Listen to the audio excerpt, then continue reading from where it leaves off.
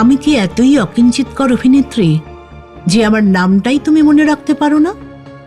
উত্তমদা অস্ফুটে বললেন, এসব কি বলছিস তুই? আমি দৃঢ়ভাবে বললাম, উত্তমদা, তুমি আমাকে সাবিত্রী বলে ডাকলে খুশি হব। উত্তমদার ফর্সা টকটকে মুখ এক পলকে লাল হয়ে উঠল।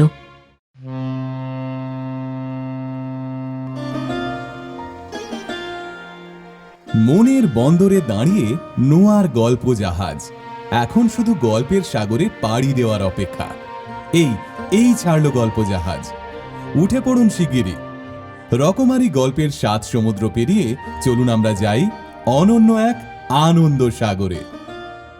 নোয়ার গল্প জাহাজ।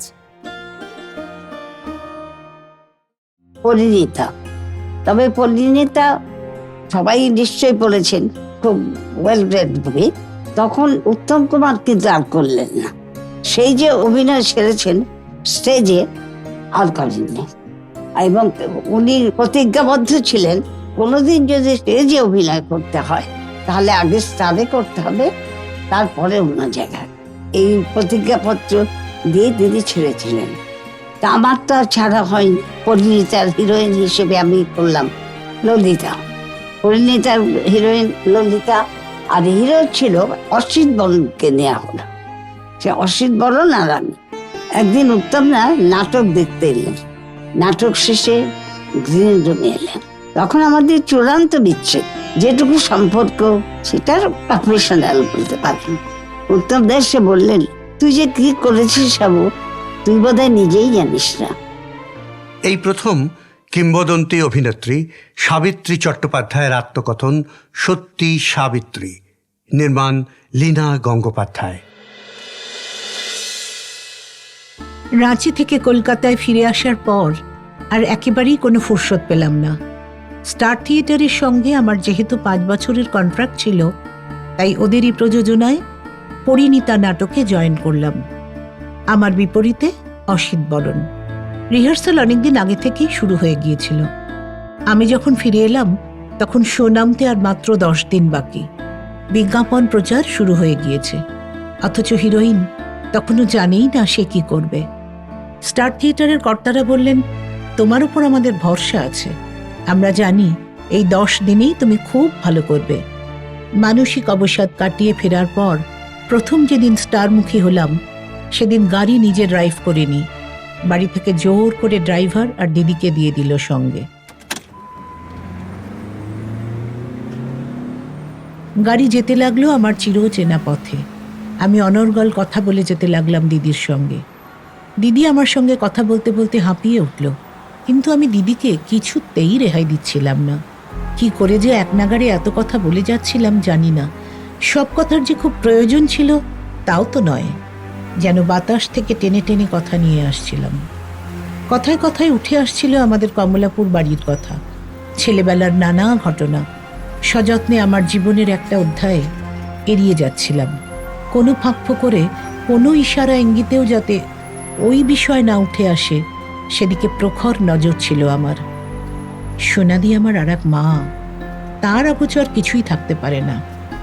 তিনি বোধহয় বুঝতে পারলেন, মাথায় হাত বুলিয়ে বললেন, একটু পরেই তোমারে রিহার্সালে ঢুকতে হইব, মনটারে একটু স্থির করো সাবু। সোনাদির এই কথায় সেই যে আমি চুপ করে গেলাম, আর একটা শব্দও বেরোলো না আমার মুখ থেকে। সোনাদি আমার কৌশল ধরে ফেলেছেন। আমি যে কথায় কথায় ভুলে থেকে আমাদের এককালের লাভার্স লেনকে অস্বীকার করতে চাইছিলাম, তা সোনাদির কাছে জলের মতো পরিষ্কার। জোর করে ভুলে থাকা উত্তম কুমার জলছবির মতো চোখের সামনে ভেসে উঠল। রিহার্সাল করতে গিয়ে প্রথম দিন কিছুতেই মন বসাতে পারি না। চারপাশে সব ছিল যেমন তেমনই আছে, শুধু একজন নেই, কোথাও নেই। আর ওই একজন নেই বলে যা কিছু ছিল সব বদলে গিয়েছে। জোর করে নিজের মনকে বোঝাতে লাগলাম, অভিনয়ে আমার পেশা, আমায় এরকম দুর্বলতা কিছুতেই শোভা পায় না। কিন্তু সেদিন অন্তত আমার নিজের মনের উপর আমার কোনো হাত ছিল না। আমি বুঝতে পারছিলাম হচ্ছে না, একদম হচ্ছে না, কিন্তু পরিচালক এবং প্রযোজক বলছেন খুব ভালো হচ্ছে, ব্রিলিয়ান্ট, এই নাটকও দারুণ নাম করবে। আমি বুঝতে পারছিলাম আমাকে সান্ত্বনা দেওয়া হচ্ছে। এই ব্যাপারটা আমি আরও মেনে নিতে পারছিলাম না। জীবনে অন্য অন্য ব্যাপারে অনেকে অনেক দয়া দেখিয়েছে, তাই বলে অভিনয় নিয়ে কেউ দয়া দেখাবে এ আমি ভাবতেও পারতাম না। প্রথম দিন রিহার্সাল শেষে প্রযোজকের ঘরে আলাদা দেখা করে বললাম, আমাকে বাদ দিন। তারা তো আকাশ থেকে পড়লেন, নানাভাবে বোঝালেন আমাকে, জোর করলেন, ভয় দেখালেন, অনুনয় করলেন। শেষ পর্যন্ত বিফল হয়ে বাড়ি ফিরলাম আমি। সেদিন সারা রাত আবার শরৎচন্দ্রের পরিণীতা নিয়ে বসলাম। গোটা রাত আমি নিজেকে ললিতায় রূপান্তরিত করার চেষ্টা করতে লাগলাম। পরদিন আবার রিহার্সাল। মন ভরে আছে ললিতার ছেলে মানুষিতে, ললিতার অভিমানে, ললিতার ভালোবাসায়। এদিন আমি রিহার্সালে নিজেকে একেবারে উজাড় করে দিলাম। আমি নিজেই বুঝতে পারছিলাম আমি আর কোথাও সাবিত্রী নেই, শ্যামলী নেই, আমি এখন শুধু ললিতা। রিহার্সাল শেষে সবাই প্রশংসায় পঞ্চমুখ। প্রযোজক বললেন, তোমাকে আমরা তোমার থেকে ভালো চিনি, অভিনয় ছাড়া তুমি বাঁচতেই পারবে না। দেখো, এ নাটক শ্যামলীর থেকেও ভালো হবে, আরও নাম হবে তোমার। নির্দিষ্ট দিনে পরিণীতা মঞ্চস্থ হলো। শ্যামলী তো একটা ইতিহাস, শ্যামলী একটা যুগ। শ্যামলীকে অতিক্রম করার সাধ্য আজ অবধি কোনো কমার্শিয়াল নাটকের হয়নি। কিন্তু পরিণীতাও খুব সফল নাটক হয়ে উঠেছিল। পরিণীতাও লোকের মুখে মুখে ঘিরেছিল। আর এই পরিণীতা চলতে চলতেই একদিন গুঞ্জন শুনলাম, আজ উত্তম কুমার আসবেন। কথাটা শোনার পর প্রথমেই আমার মনে হয়েছিল, আমি তো নিজের মতো করে ভালো থাকার চেষ্টা করছি উত্তমদা। আমি জানি নতুন জীবন নিয়ে তুমিও খুব ভালো আছো। আমার অভাব তোমার জীবনে কোথাও নেই।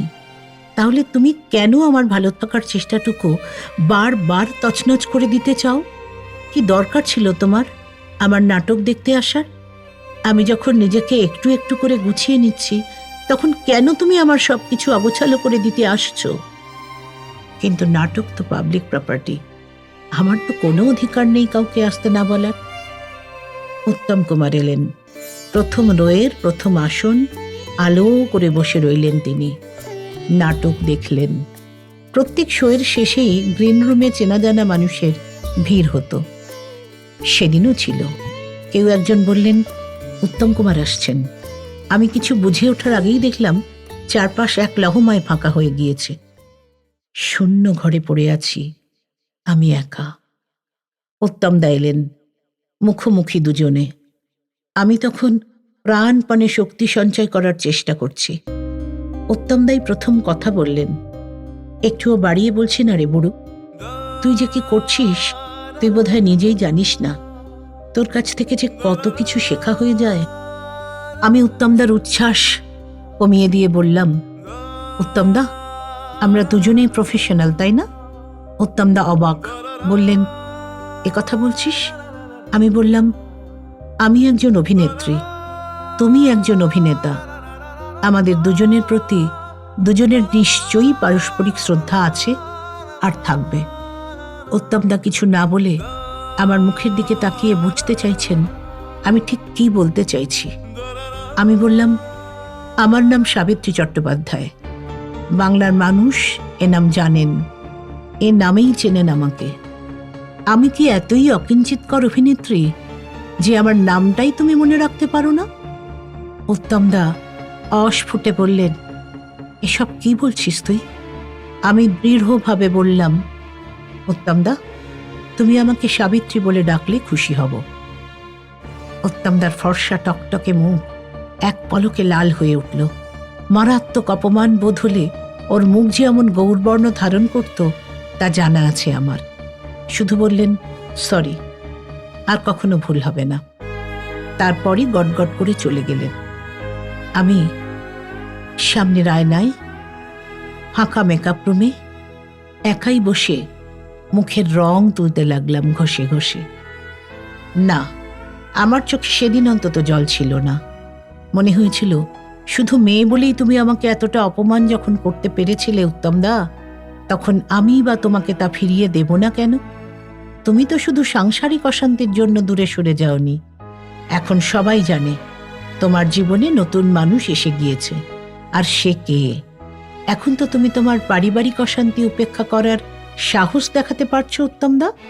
তাহলে তারপরেও তুমি আমাকে বুড়ো বলো কোন অধিকারে? তুমি যে ওই প্রিয় নামে ডেকে শুধু আমাকেই অপমান করছো তা তো নয়, একই সঙ্গে তুমি তোমার জীবনের নতুন মানুষটাকেও অপমান করছো। আমি কি এতই আত্মমর্যাদা বোধহীন একটা মানুষ? এতই হ্যাংলা? আমাকে যখন খুশি ছুঁড়ে ফেলে দেওয়া যায়, আবার যখন খুশি এক টুকরো রুটি দেখিয়ে তো তো করে ডাকা যায়। আমি কি তাতেই গলে যাব? না উত্তমদা, আমি তেমন মেয়ে নই। আমার পরিবার আমাকে শির দাঁড়া সোজা করে চলার শিক্ষা দিয়েছে। আমি ভালোবেসে ভিখিরি হয়ে যেতে পারি, কিন্তু তা বলে যা আমার নয় তার দিকে কিছুতেই হাত যাবে না আমার, কিছুতেই না। এর একদিন পরেই এক অদ্ভুত নাটকীয় ঘটনা ঘটল আমার জীবনে। হঠাৎ বাড়ির সামনে এক দুধসাদা ক্যাডিলাক গাড়ি এসে থামল।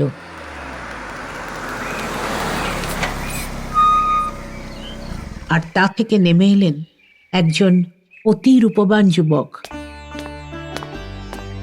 তিনি গট গট করে আমার বাড়িতেই উঠতে লাগলেন। কে এই যুবক, যাকে এর আগে কোনো দিনও দেখিনি আমি?